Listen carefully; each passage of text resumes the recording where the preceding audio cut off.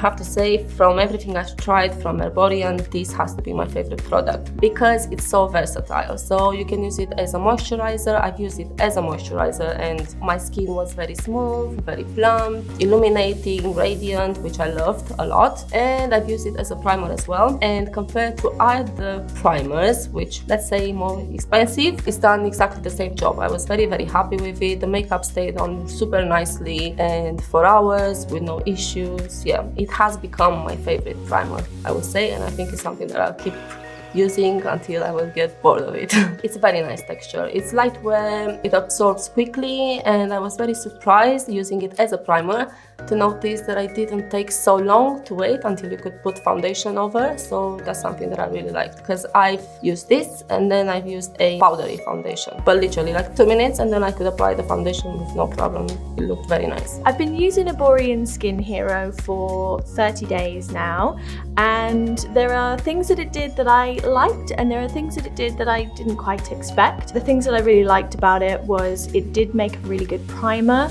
You put it on and you can really feel it sort of smoothing out your pores. It definitely gives you a nice soft skin feel. One thing that it did that I didn't expect is I did find it quite mattifying, which can be good, but it just meant I had to avoid the eye areas. When I first started to use this, I did find certain combinations of it in my skincare routine caused a little bit of pilling. So what I found worked best for me is to pump it out onto the fingers and then warm it up in your hands a little bit and then apply it. And that seemed to sort that out rather than sort of just trying to swatch it on your face and then blend it in from there. I've been using this basically every single day as a combination of under makeup and on its own. I would say I preferred using it under makeup as it was that little bit mattifying. My nice fluid foundation sort of put a little bit of hydration back into my skin. On its own, I found myself sort of maybe wanting to top up my moisturizer a little bit throughout the day. So it does do what it says it's going to do. It does blur, it does give you a really nice finish, and it does mattify. It is really good under makeup. I've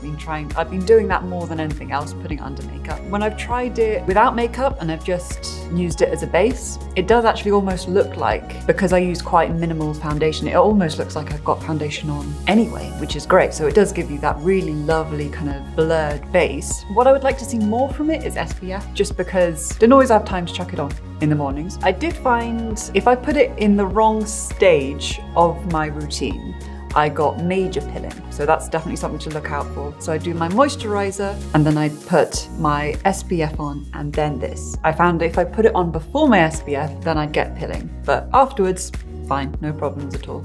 So it might be something just to watch out for. The texture was nice. It was thicker than I was expecting it to be. As Beth said, I find it better just to squeeze it out into your palm and then just bit by bit pop it onto your face. I found that if I kind of put on and then put it on, it kind of didn't feel like there was quite enough there. So just kind of putting it on bit by bit and letting it kind of warm into your palm as you go along was really helpful. Found when it was just going on by itself, without makeup on top of it, you really had to blend it in quite a bit. So I found if I didn't blend it enough, I'd see streaks or like a white cast as well. So something to look out for. But other than that, it was a really good primer base. So it did really keep my makeup on there. So I really like this product. I've been using it as a primer. I really love the kind of base that it made on my skin, and I found that makeup sat really nicely on top of it.